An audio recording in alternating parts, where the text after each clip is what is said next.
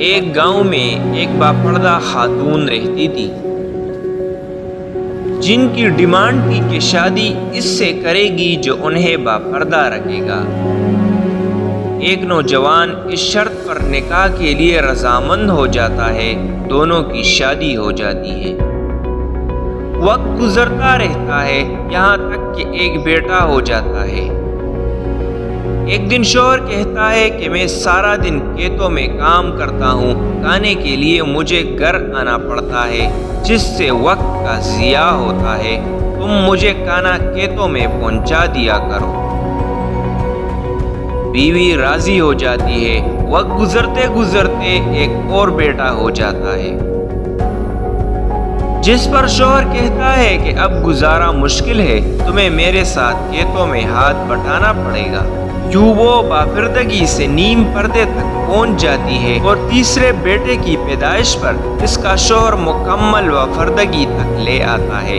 وقت گزرتا رہتا ہے یہاں تک اولاد جوان ہو جاتی ہے۔ وقت گزرتا رہتا ہے۔ ایک دن یوں ہی بیٹے بیٹے شوہر ہنسنے لگتا ہے۔ بیوی سبب پوچھتی ہے تو کہتا ہے کہ بڑا تو پردہ کرتی تھی، آخر کار تیرا پردہ ختم ہو گیا، کیا فرق پڑا پردے اور بے پردگی کا؟ زندگی تو اب بھی ویسے ہی گزر رہی ہے۔ وہ بولتی ہے کہ تم ساتھ والے کمرے میں چھپ جاؤ، میں تمہیں پردے اور بے پردگی کا فرق سمجھاتی ہوں۔ شوہر کمرے میں چھپ جاتا ہے۔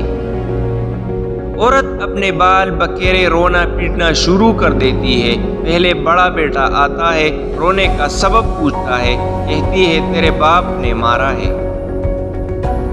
بڑا بیٹا ماں کو سمجھاتا ہے کہ اگر مارا ہے تو کوئی بات نہیں، وہ آپ سے محبت بھی تو کرتے ہیں، آپ کا خیال رکھتے ہیں۔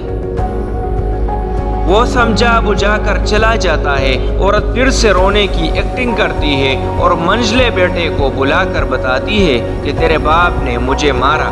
منجلے بیٹے کو غصہ آتا ہے، وہ باپ کو برا بلا کہتے ہوئے ماں کو سمجھا بجھا کر چپ کروا کر چلا جاتا ہے۔ آخر کار عورت یہی ڈرامہ چھوٹے بیٹے کے سامنے کرتی ہے۔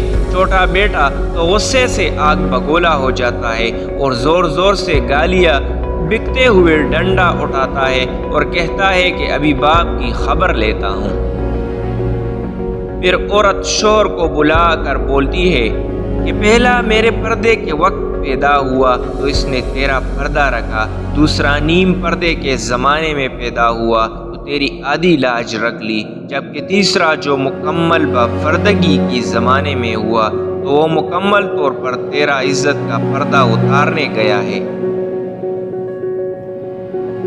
پردہ عورت کا فطری تقاضا ہے جو خالق مرد وزن کی طرف سے قاعدہ بھی ہے، جس کی بے شمار حکمت خالق ہی جانتا ہے۔ اور یہ دنیاوی قاعدہ بھی ہے کہ اگر آپ کی مشین کو چلانے کے لیے کمپنی کی ہدایات چھوڑ کر عقل سے چلانے کی کوشش کریں گے تو مشین کی بربادی یقینی ہے۔ یہی وجہ ہے جو لوگ مغربی دنیا میں عورت کی آزادی کر چکے ہیں، ان سے پوچھو کہ آج وہاں ریپ کا تناسب کیا ہے، ان کے معاشرے میں ماں بہن بیوی بیٹی کو کیا مقام حاصل ہے، اور پھر وہاں کی اولادیں اپنے والدین کے ساتھ کیا سلوک کرتے ہیں، یہ بھی کسی سے پوشیدہ نہیں۔ اور مشرقی معاشرے میں آج بھی ماں بہن بیوی بیٹی کو کیا مقام حاصل ہے، اور ہمارے معاشرے میں عورت کس قدر محفوظ ہے یہ بتانے کی ضرورت نہیں۔ اور جس قدر ماں باپ اپنے بچوں کی تربیت اسلامی اصولوں کے مطابق کرتی ہے، اس قدر بچوں سے خدمت کا لطف اٹھاتے رہتے ہیں۔